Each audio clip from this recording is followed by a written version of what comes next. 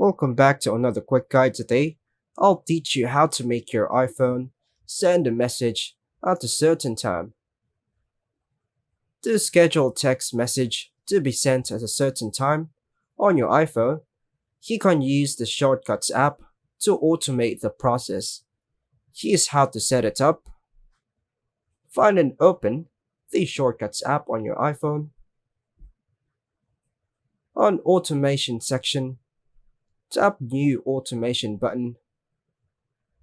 Tap Time of Day, then choose Monthly. Here, choose a date, example 2, and choose a time here.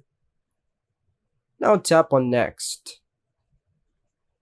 In the search bar, type Send Message and choose the Send Message action from the list.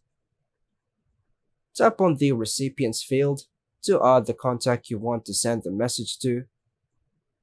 Then tap Done. Now, tap Message and enter the message text you want to send. Tap Done. Tap on the Made it Automation. Then tap on the automation and set it to run immediately. Then enable Notify when run. And lastly, tap Done. And that's all for now, folks. Thanks for watching.